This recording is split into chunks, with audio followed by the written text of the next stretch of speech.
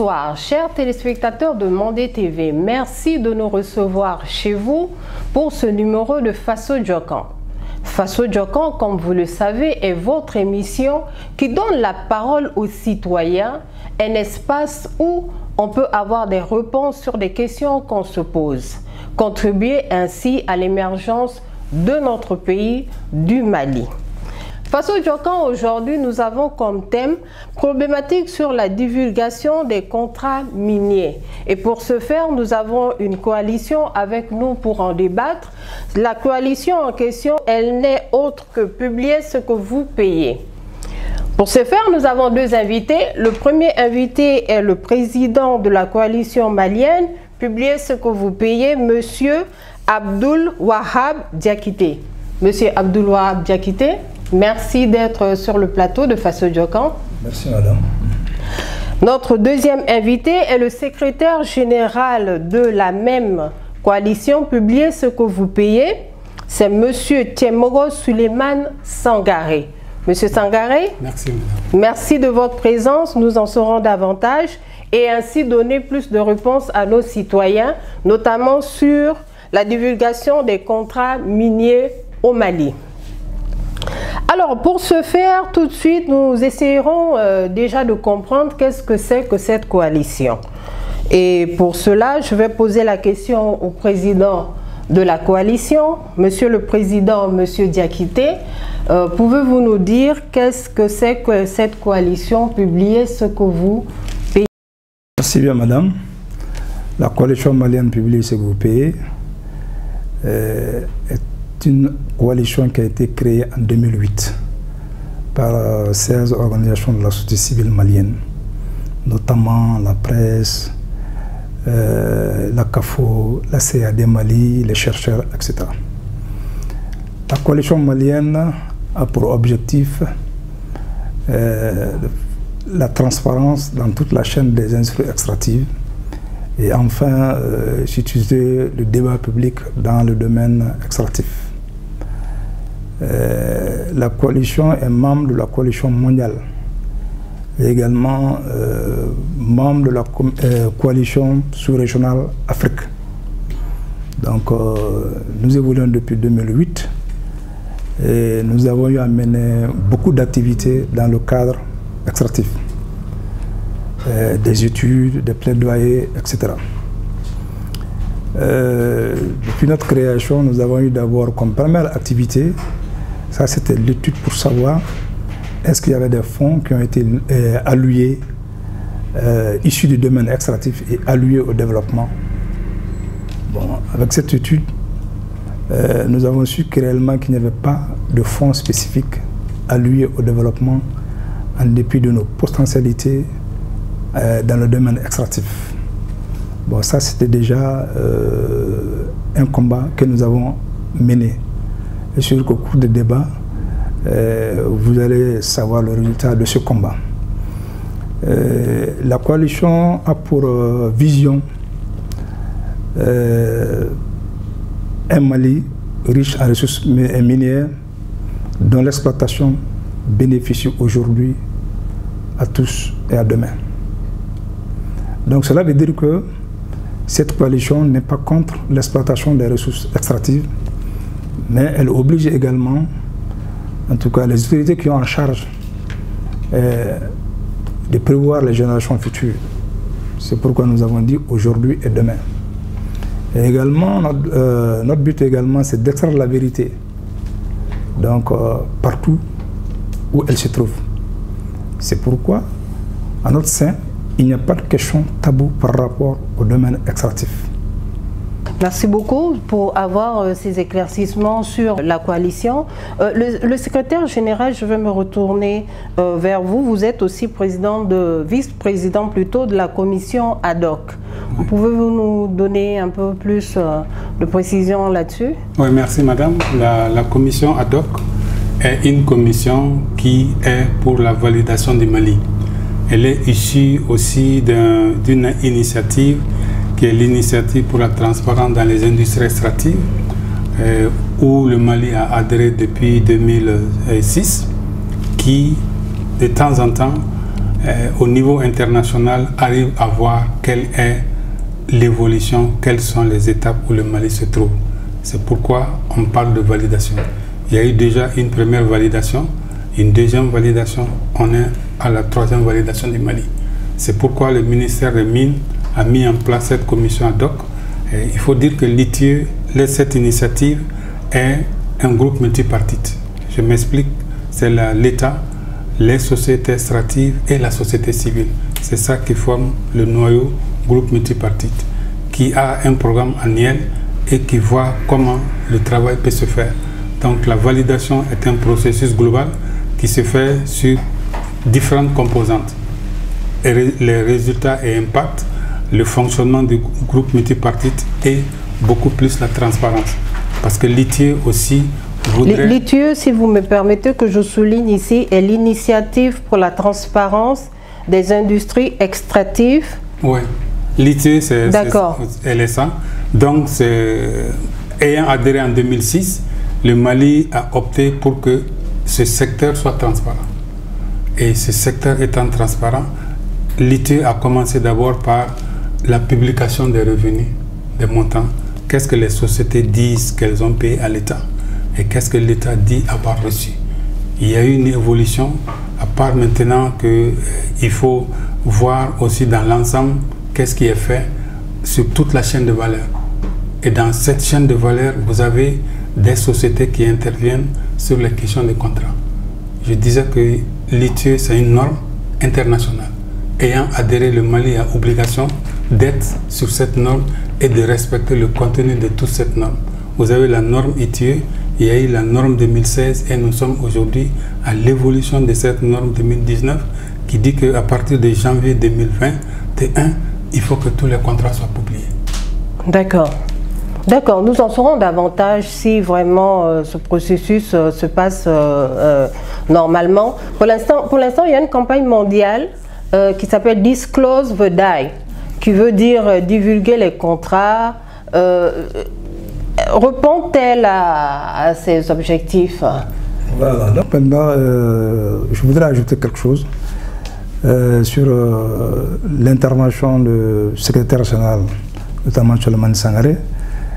Lui, il a parlé que l'ITIE, c'est une composante de 3 parties, alors que la coalition Publier-C'est-Vous Payer est une seule composante qui est la société civile.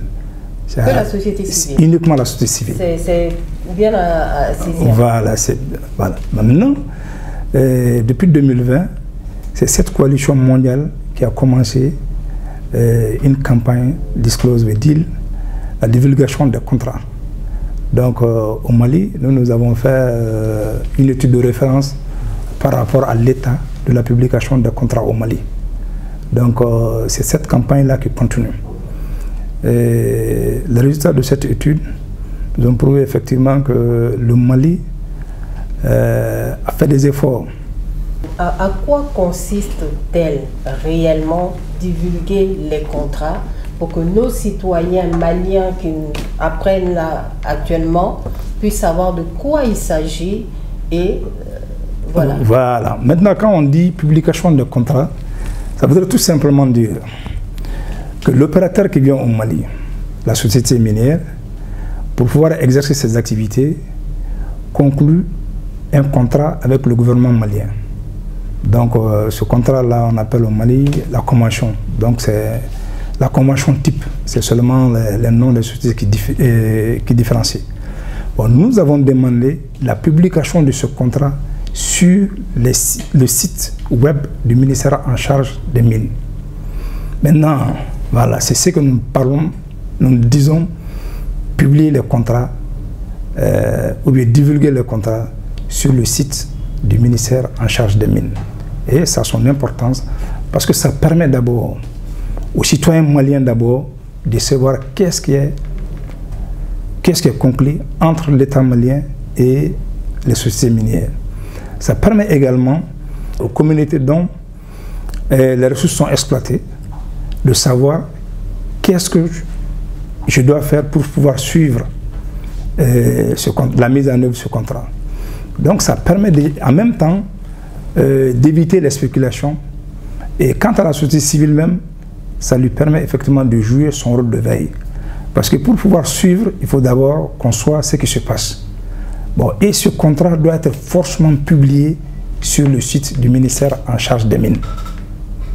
Mais malheureusement au Mali, le contrat, il est publié ailleurs.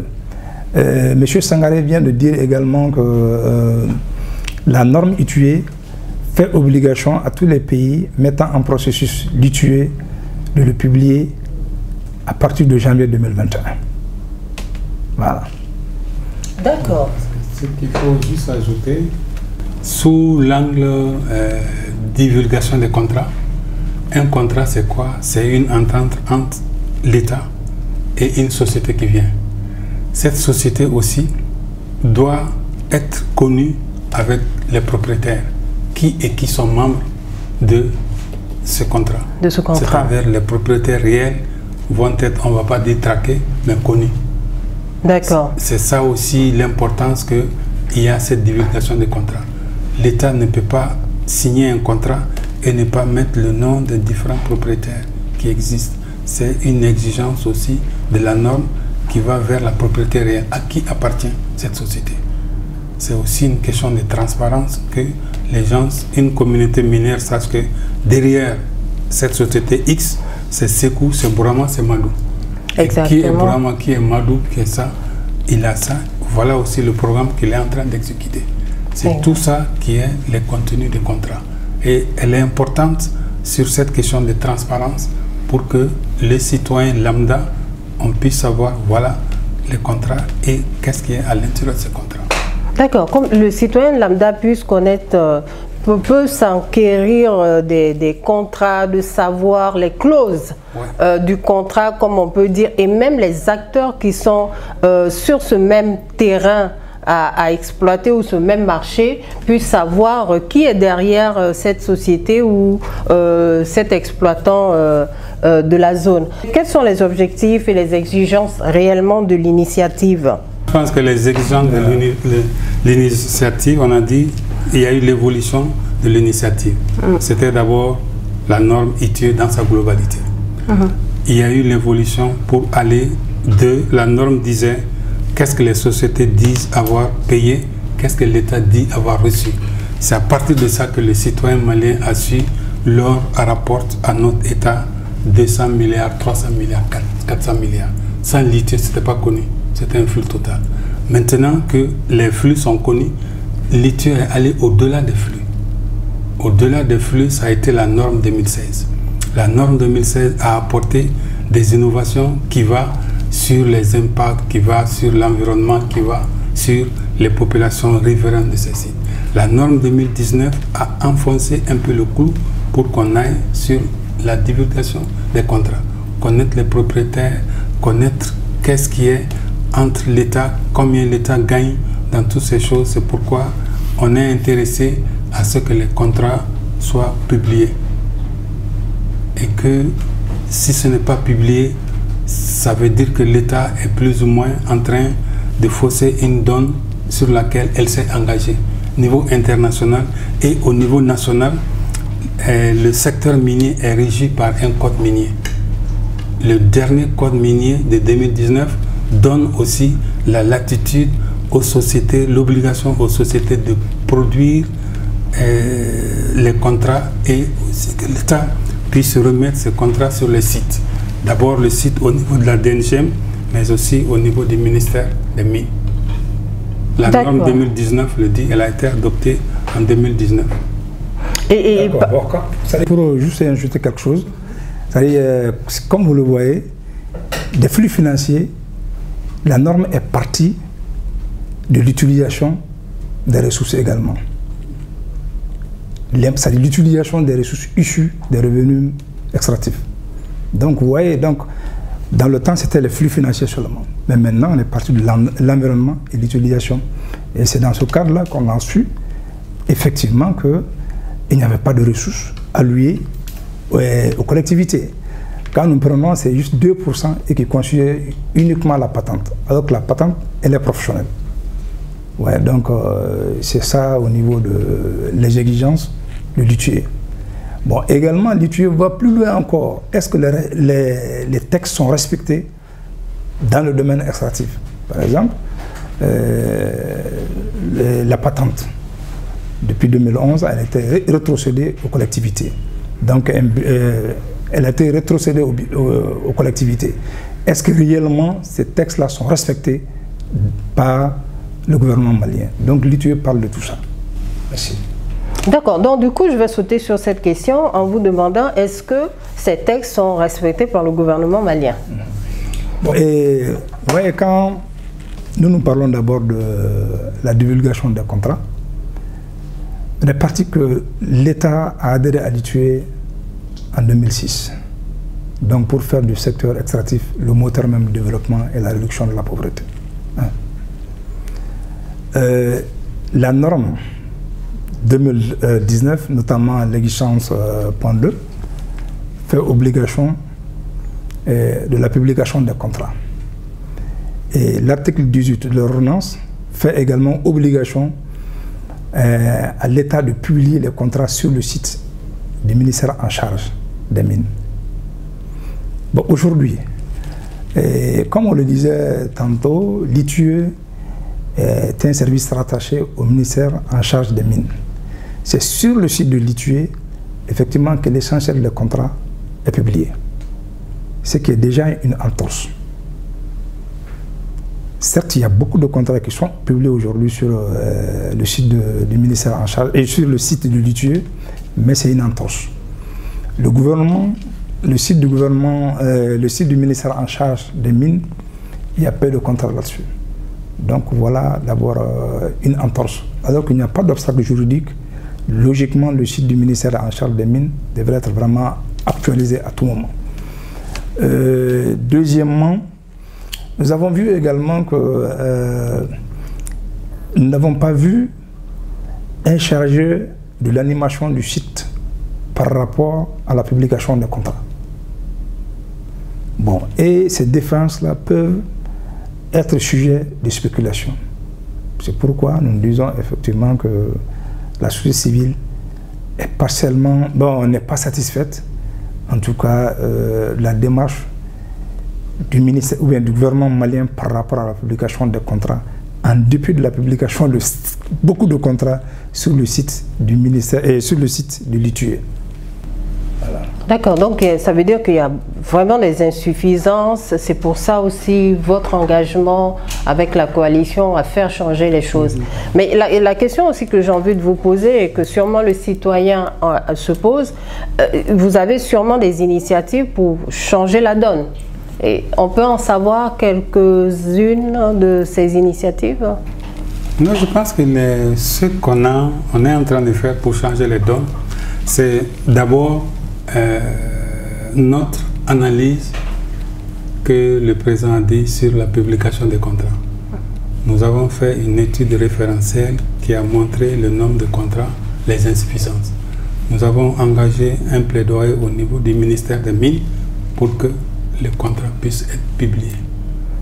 Et encore dans l'ITUE, qui est l'initiative pour la transparence, ça aussi, il y a une activité qui est obligatoire pour l'État. À partir de janvier 2021, tous les contrats doivent être publiés. On a vu qu'il y a cette différence. Malheureusement, nous venons d'être rattrapés par la validation du Mali, qui vient d'être fait. On a le rapport de prévalidation dans lequel il y a des allégations, des suspicions sur l'octroi de contrats ou bien de titres miniers à des groupes armés. Et nous avons travaillé au niveau du cadastre. C'est un référentiel en ligne qui est au ministère des Mines, qui donne tous les individus ou bien tous les groupes, toutes les sociétés, les associations qui ont eu à appliquer pour un contrat. Il n'y a pas de groupe armé, il n'y a rien. Donc l'un dans l'autre, je crois qu'on est en train de pousser pour que cette vérité soit dite au niveau national et au niveau international, que le référentiel en ligne qui est la référence et le cadastre minier, il n'y a pas de titre octroyé à des groupes armés. Pour que le citoyen puisse un peu comprendre ça, on a compris qu'il y a des contrats miniers classiques et contrats miniers militaires. Actuellement, d'après vos explications, le Mali n'a octroyé que des contrats ou a eu que des contrats classiques. Pour l'instant, 0 contrat minier militaire. Voilà. Avant de répondre à cette question, je voulais ajouter quelques-unes de nos activités par rapport à la divulgation des contrats. C'est que nous sommes au niveau du comité de pilotage qu'il appelle souvent groupe multipartite, qui est constitué par les 3 parties, la société civile et puis l'administration et la société minière. Donc ce groupe multipartite a effectivement élaboré et adopté en décembre 2021 un plan de divulgation des contrats.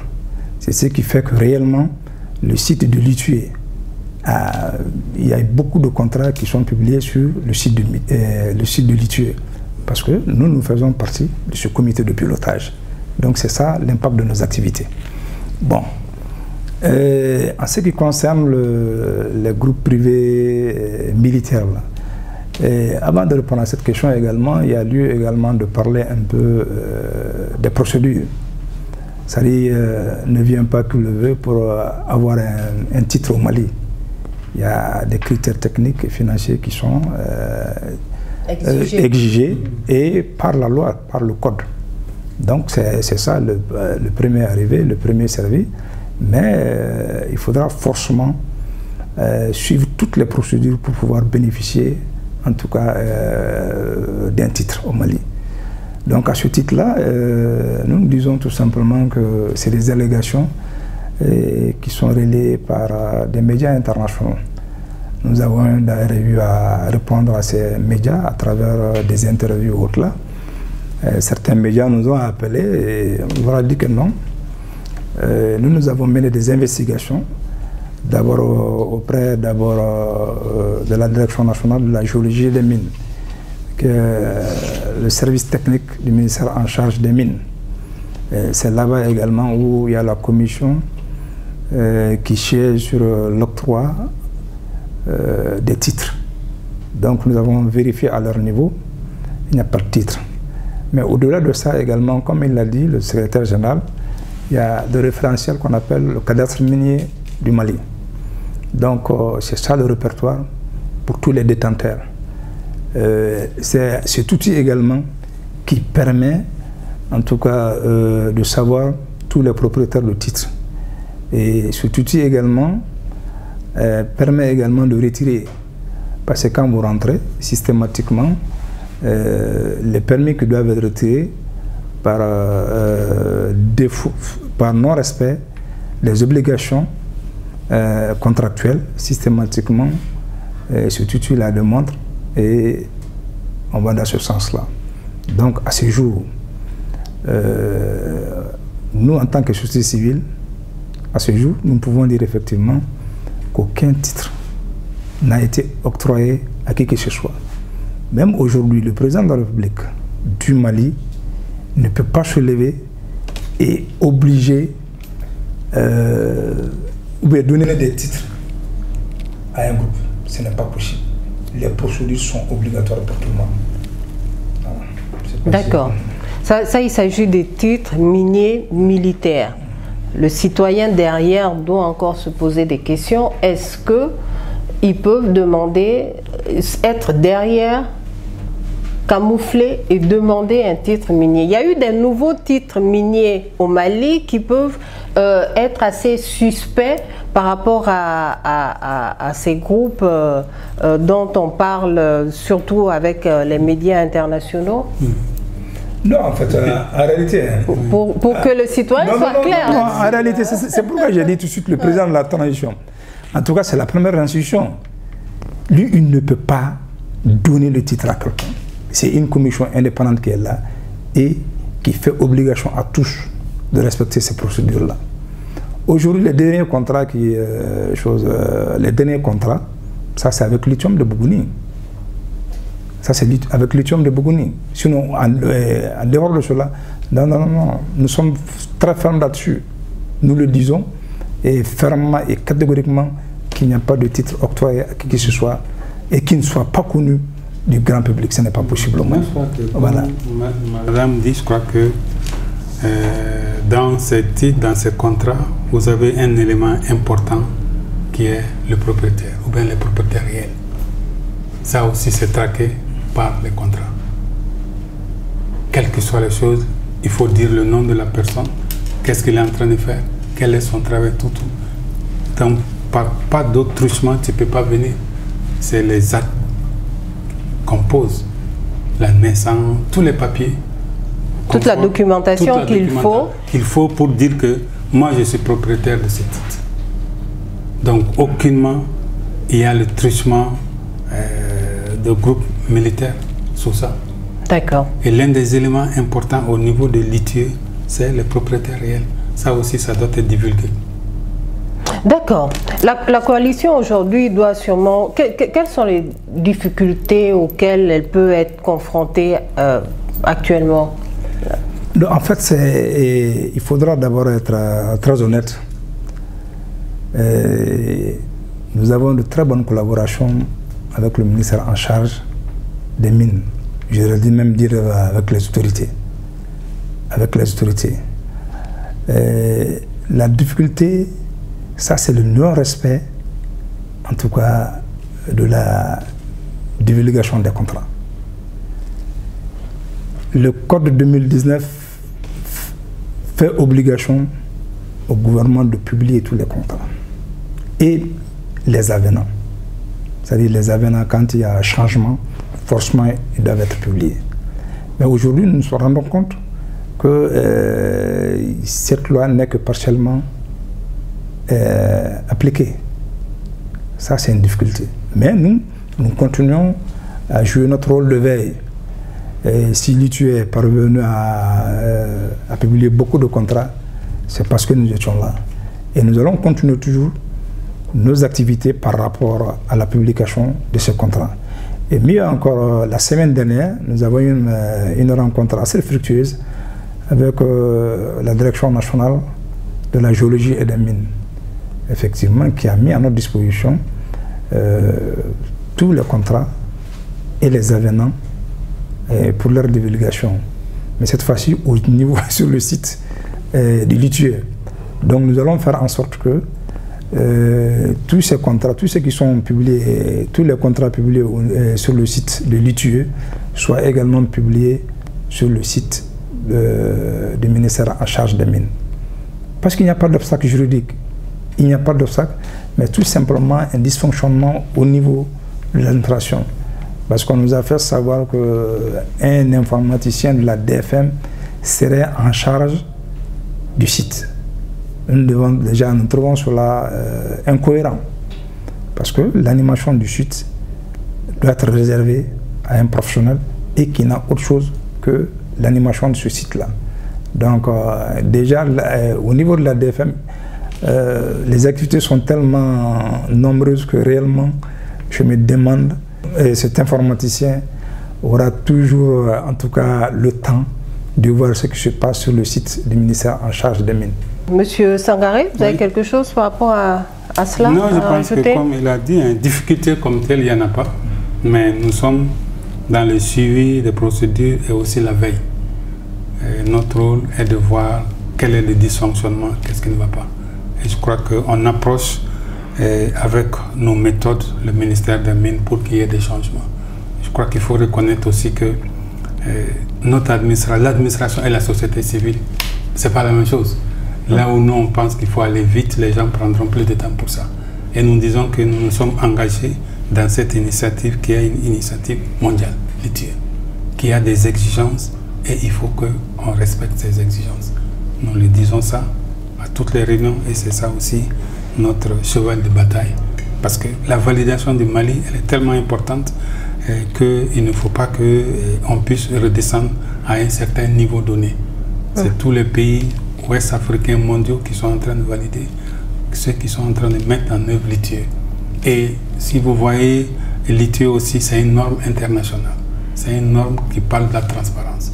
Un pays qui n'avance pas sur cette norme peut avoir des difficultés, même avec les partenaires financiers, au niveau mondial. Donc on pense que notre pays ne doit pas, avec toutes les difficultés qu'elle a, doit avancer sur cette validation et avoir les meilleurs points. D'accord. Une interpellation peut-être à faire, même pas, envers le citoyen ou envers la société civile qui doit davantage se réveiller, ou nos gouvernants. Oui, c'est ça le FASOJO aussi, du Mali. En fait, c'est ça. Ouais. Tout ce que nous faisons, nous essayons effectivement de partager avec le grand public, notamment les deux grandes fêtières, le Conseil national de la société civile et puis le Forum des organisations de la société civile. Et la semaine dernière encore, nous étions sur le site de nous étions à Sadiola par rapport à la divulgation de ces contrats-là. Donc pour dire que nos activités ne se limitent pas au district seulement, mais c'est toutes les régions minières du Mali et également, je dirais même tout le Mali. Parce que dans le temps, on partait jusqu'à Kidal, mais malheureusement avec la situation sécuritaire, voilà, donc nous sommes maintenant au sud, précisément au sud et à l'ouest, c'est-à-dire dans la première région et puis troisième région. D'accord. D'accord, M. Diakité, mais là aussi, vous venez de poser comme petit constat, comme quoi les contrats ne sont pas divulgués. Le ministère en charge de la question a peut-être un petit problème de logistique, de gérance là-bas. Pourquoi il ne faudrait pas aussi que vous puissiez apporter votre contribution par rapport à cela? Ça peut se faire aussi, puisque, ou pas. Non, en fait, c'est ça notre contribution. C'est ça notre contribution. Interpeller, c'est ça notre contribution. Ouais. Et imaginez un peu un service rattaché au ministère en charge des mines qui a sur son site plus de 60 contrats publiés. Alors que sur le site du ministère en charge des mines, il n'y a que 22 à peu près. D'accord. Donc vous voyez, donc maintenant c'est nous qui vont juste influencer le ministère en charge des mines. Parce que chaque fois quand nous les interpellons, c'est sûr qu'ils vont essayer de, comme il l'a dit, il y a la lourdeur administrative, mais je ne dis pas ça par chose. On peut tout dire sauf il n'y a pas de volonté politique. La volonté politique est là, mais malheureusement, la mise en pratique, voilà, la mise en pratique manque, quoi. C'est ça le problème également, contrairement à d'autres choses. Une idée sur la coalition mondiale africaine, on a déjà sur le Mali, je crois que c'est à plusieurs échelons aussi. Moi je pense que sur la coalition, comme on a dit à un certain moment donné, la coalition aussi est en lien avec l'initiative pour la transparence. Ça, c'est une initiative mondiale. Parlant de ressources, parlant de transparence, les acteurs de la société civile se sont mis ensemble pour créer la coalition Public Sekopé. Public Sekopé est un regroupement d'acteurs de la société civile, uniquement. C'est ça un peu la différence. L'ITIE, c'est les trois parties, État, société civile, société minière, mais Public Sekopé, c'est la société civile uniquement. Elle est en lien au niveau mondial et chaque pays ayant des ressources est habilité ou bien encouragé à mettre en place sa coalition nationale qui a un lien avec l'international. En Afrique, il y a une coalition Afrique Public Sekopé qui englobe tous les pays de l'Afrique. Récemment, le Mali avait assuré la présence d'une partie de l'Afrique. Et vous avez l'Afrique de l'Ouest, l'Afrique centrale et l'Afrique de l'Est. C'est divisé en sous-régions. Chaque région anime sa coalition comme telle. Dans chaque pays, dans la sous-région, vous avez aussi les pays détenteurs de ressources qui ont créé leur propre coalition. C'est pourquoi, depuis 2008-2009, la coalition malienne Public Sekopé a été mise en place, mais elle a un lien avec l'international. Elle a un lien avec le sous-régional, elle a un lien avec la coalition Afrique. D'accord. Bon, ce qui est encore, ce qu'on peut ajouter, parce que généralement les gens se demandent pourquoi le nom coalition Public Sekopé. Pourquoi Public Sekopé? En fait, c'est à la suite d'une étude qui a été réalisée en Angola en 1999. Et les résultats ont révélé que le gouvernement était en complicité avec les sociétés minières. les sociétés extractives, pétrolières surtout. Bon, maintenant, avec ça, et sur le dos des populations. Donc, le consultant a dit, publiez ce que vous payez, et finalement, la société civile a dit oui. Effectivement, en faisant le lien avec la malédiction des ressources naturelles, donc il y a ça. Donc, en réalité, en amenant la transparence dans le domaine extractif, ça fera en sorte que ces complicités-là soient réduites. Voilà, soient minimisées. D'où le nom publié, c'est que vous payez. Voilà. Bon. Intéressant, bien, je pense que les citoyens, nos téléspectateurs ont eu beaucoup d'infos par rapport à ça, notamment plus d'éclaircissements sur cet bouillonnement, ce débat qui se fait sur les contrats miniers militaires. Il n'en est pas le cas actuellement pour ce qui est du Mali. Oui. Vous avez un dernier mot, Monsieur le Président, par rapport à... Bon, en fait, c'était d'abord dire que quand on est souvent en dehors de ce pays, on pense qu'on ne peut même pas se promener à Bamako. Parce que tout est rouge. Et en tout cas, cette pensée-là, ou bien cette réflexion, pour ceux qui la font, pensent effectivement que la société civile également est dans la même turbulence. Alors qu'en réalité, nous, en tant que société civile, nous n'avons aucun problème. Nous n'avons aucun problème par rapport au débat public. Et ces analystes pensent que nous ne pouvons pas le faire. Au Mali, force est de connaître, en dépit de ce qui se passe ailleurs, que le Mali, l'espace civique n'est pas rétréci pour nous dans le cadre des instruments extractifs. Oui, nous avons fait une activité hier, débat public. Et la semaine dernière également, c'était une activité par rapport à la divulgation des contrats au niveau de la direction générale nationale des mines et de la géologie. L'activité là-bas, c'était en présence de Madame le directeur de la géologie et des mines. L'activité d'hier, c'était en présence également d'un conseiller en charge des mines. Donc pour dire que nous savons qu'il n'y a aucune répression sur nous. Et au cours de cette activité également, nous avons eu à poser une question qui paraît un peu stupide à nos camarades journalistes. Il y avait beaucoup de fêtières, notamment l'Union nationale des journalistes du Mali, également la presse audiovisuelle également. Mais tous ces acteurs ont carrément confirmé qu'ils exercent librement et ils peuvent débattre toutes les questions liées au développement du Mali, d'intérêt national. Donc il n'y a pas de problème à ce niveau. Donc je dirais tout simplement que la société civile malienne n'est pas muselée.